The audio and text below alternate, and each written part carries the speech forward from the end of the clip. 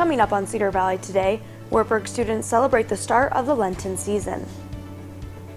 A new political committee is putting down roots at UNI. Waverly community members are getting crafty at the public library.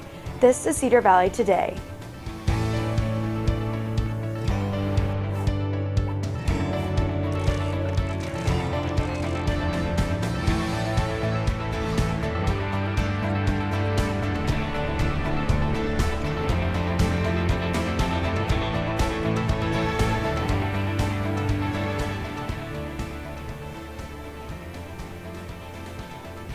Hello and welcome to Cedar Valley Today. I'm Kaylin Thompson. And I'm Christina Alexander. A new political action committee is on the rise in the Cedar Valley. I went to University of Northern Iowa to hear all about it from one of their founders. The Panther PAC is a creation of Sarah Eastman and Joe Gordon, two University of Northern Iowa faculty members and advocates. Eastman talked us through some of the main points of the PAC. The main goal will be to help support candidates who are running for state offices, whether it be for the state house, the state senate, or even the governor's office, and to support those candidates who will go down there understanding the unique and necessary mission of the University of Northern Iowa and be willing to fight for it. Eastman says that the need for a political action committee is great because University of Northern Iowa has been underfunded by the state for years. And the best part is that it is an entirely grassroots organization. No headquarters and no meeting rooms leaves more of the money raised for the cause. As far as we know, it's fairly unprecedented. We are an independent PAC. We are here to support UNI. We are not actually affiliated with UNI directly. And really our goal is just to keep raising the awareness of what UNI does and its importance to the state.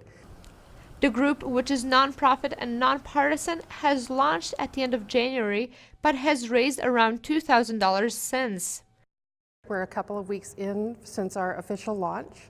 So the next steps will be to continue to build our membership as we accept donations to build up the funding that we have available. The Panther PAC is currently deciding who to vote for and preparing for the November election. And if you want to find out more about the Panther PAC or donate to their cause, go to their website at pantherpac.org. Thank you, Christina. The results are in from the New Hampshire primaries, and Bernie Sanders defeated Hillary Clinton by a margin of almost 22%, ending up with 60% of the Democratic vote. Donald Trump took the victory for the GOP, receiving 35% of the vote. The big surprise of the night, though, was Republican candidate John Kasich finishing in second place with 16%. Iowa caucus winner Ted Cruz placed third with 11%. Today is Ash Wednesday, which marks the start of the Lenten season for Christian believers. The Wartburg Chapel will be holding a service today with Holy Communion and music by the Wartburg Choir. Anyone who wishes may have ashes placed on their foreheads. All Wartburg offices, as well as the Den, Conditorei, and the Wartburg store, will be closed during chapel time. The service starts at 10 o'clock this morning and goes until 10:50. Wartburg is continuing to host the Crossing Boundaries with German Film Festival. The Wartburg German department showed the film Almania, Welcome to Germany last night. 17 people braved the cold to come see the film and have a discussion afterwards. Organizers say the film festival is showing German culture. I think it opens up perspectives for students. I think a lot of people are closed-minded sometimes to other cultures and other societies, other ways of living. And I think that this opens their eyes to new horizons. Wartburg will host the final day of the film festival in 2 weeks. And after the break, the Waverly Library offers DIY projects for citizens. Stay with us. A car. A car gives you freedom. A new beginning. Room to grow. And in time, room to grow up. Your dream car evolves, and protecting it takes committed support. American Family Insurance.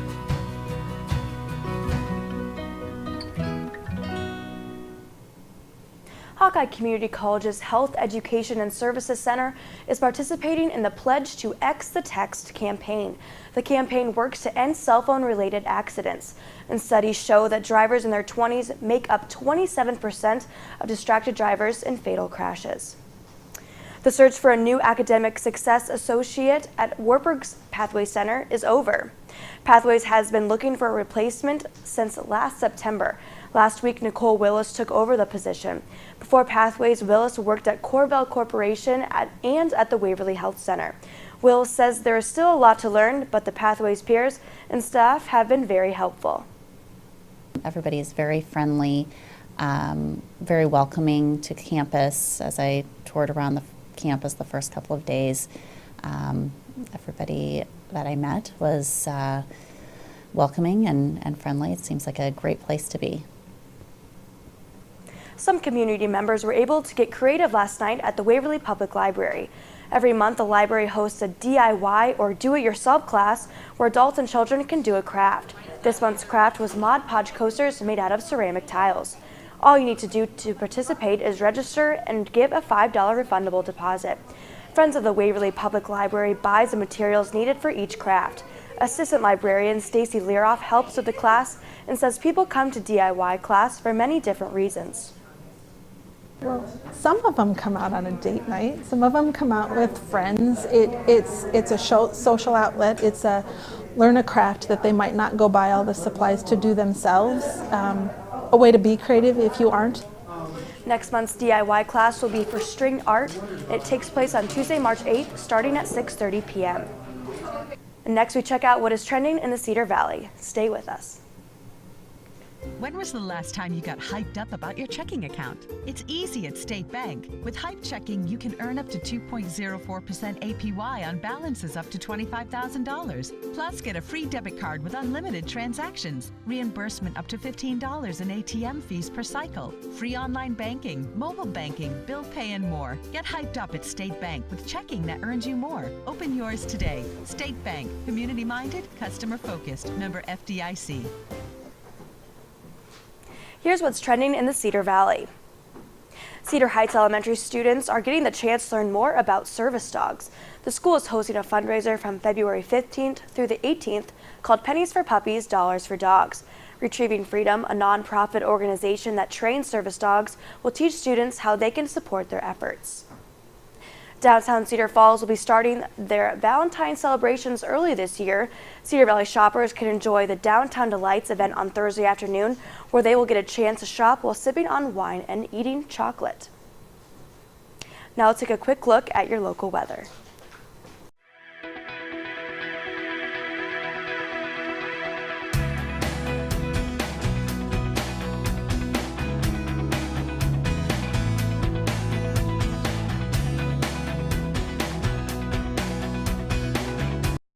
Are you a high school senior passionate about becoming a writer, producer, editor, or even a cinematographer? Wartburg College's Department of Journalism and Communication wants students like you to join our award-winning creative community. We've created a digital cinema and production program centered on real-world experiences, with the goal of helping you master digital skills in video, audio, and live production. You'll have the opportunity to work in our digital production control room, live recording studios, and have access to our full line of digital cinema gear. This program is designed for digital creatives who want to explore areas such as screenwriting, producing and directing, digital cinematography and lighting design, music production and digital audio recording, live video production and streaming. We're committed to training the next generation of digital storytellers. For more information about Wartburg's Department of Journalism and Communication, find us online and on Facebook. This week's Wellness Wednesday is all about chocolate, and speaker and educator Luann Alameo joins us to tell us more. So, Valentine's Day, chocolate, season of chocolate and flowers, what can you tell us? Oh, well, it sounds perfect, doesn't it? Mm-hmm. Well, and the one thing that we want people to know, Kaylin, is that chocolate is an indulgence, but it's also healthy. Oh, that's good to hear. And I think that's awesome. I personally think it's one of those, I think we need to add it to the food groups. It's not a food group, but we need to add it to the food groups. And we should be specific that we have an array right here. Dark chocolate is the one that provides the antioxidants and the flavonoids for us that make it healthy. And one of the ways that it makes it healthy is it actually helps to blood flow. Okay. And so therefore we have better circulation. They found that they've done tests and that heart disease is diminished when we eat dark chocolate, but we do need to keep in mind that it does have calories. Right.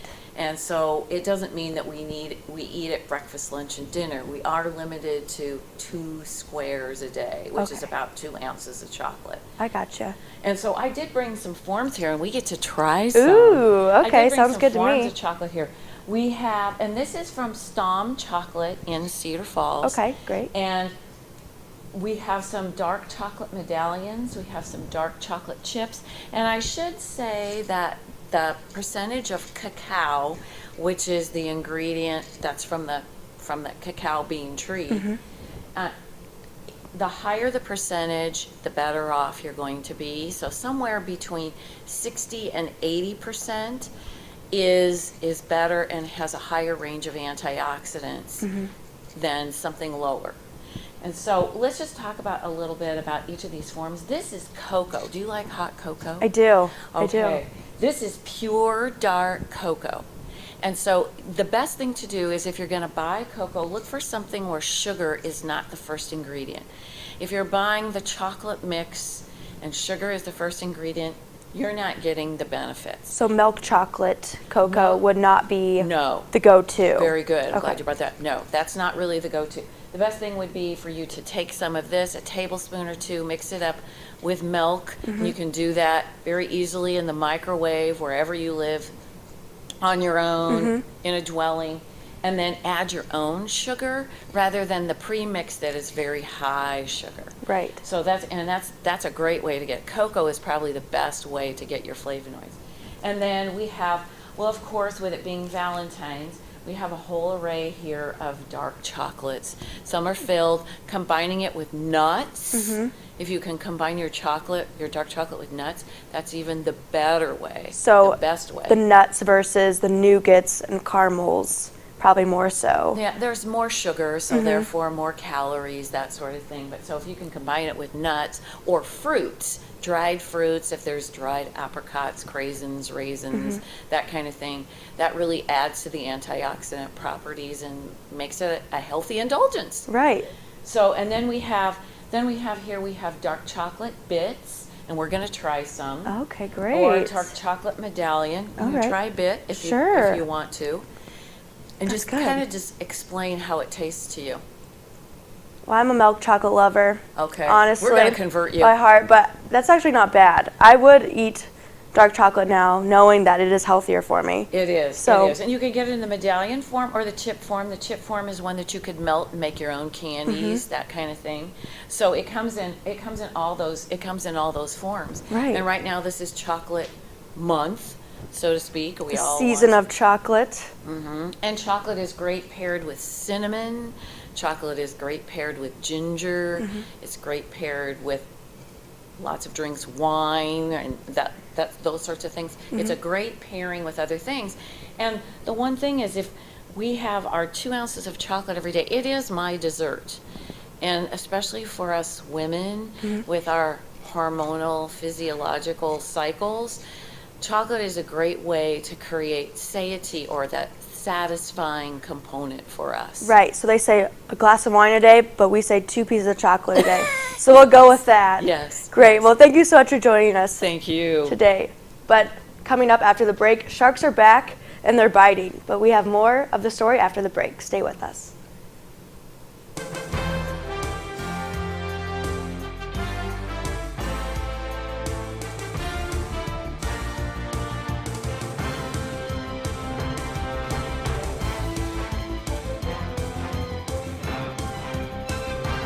As Warburg alumni, we're proud to support Knights Athletics. And as First National Bank employees, we're here to serve you first.